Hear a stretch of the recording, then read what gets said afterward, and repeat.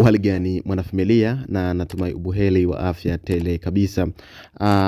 Nikukumbushe ya kwamba kwa yule ambaye ndo mara yake ya kwanza kutembelea kwenye YouTube channel yetu, basi tukukumbushe kwamba usisahau kubofya maneno mekundu yaliyoandikwa subscribe hapo chini ya video, ili uwe wa kwanza kabisa kupata habari zetu punde tunavyokuwekea kwenye YouTube channel yetu. Sasa ni kwamba tumekusogezea msimamo wa ligi kuu Tanzania Bara baada ya mechi kadhaa kutamatika, hasa mechi ile ya Young Africans na Mbeya City. Sasa katika msimamo wa ligi kuu hadi hivi sasa mechi zilizochezwa ni kwamba anayeshika nafasi ya kwanza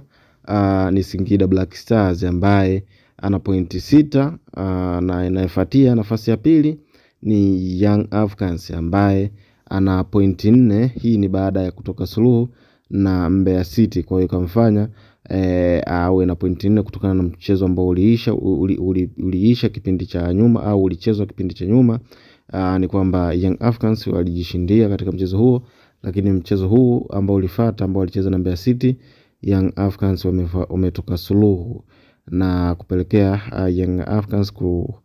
kuondoka na alama moja, ambapo ikaijumlishia na zile alama 3 zikafika alama 4. Na nafasi ya 3 inashikiliwa na Dodoma Jiji ambaye ana pointi 4, na nafasi ya 4 inashikiliwa na JKT Tanzania ambaye na yeye pia ana pointi 4, na nafasi ya 5 inashikiliwa na Namungo ambaye pia ana pointi 4,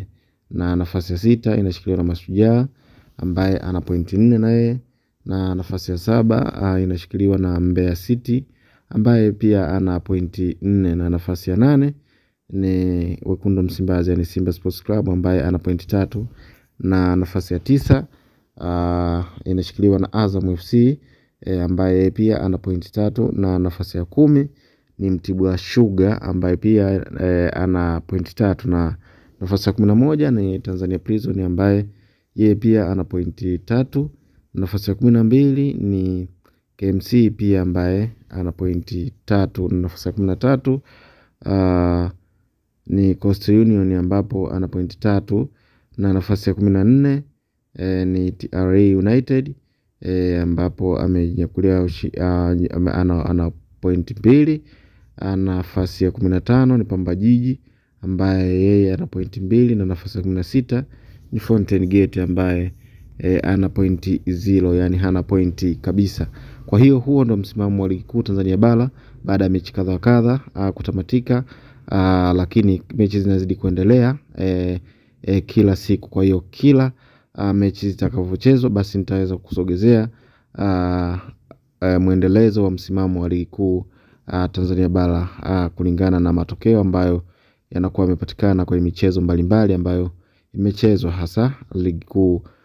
Tanzania Bara. Kwa hiyo mwanafamilia, niendelee kukumbusha kwamba usisahau kubofya maneno mekundu yaliyoandikwa subscribe hapo chini ya video, ili uwe wa kwanza kabisa kupata habari zetu.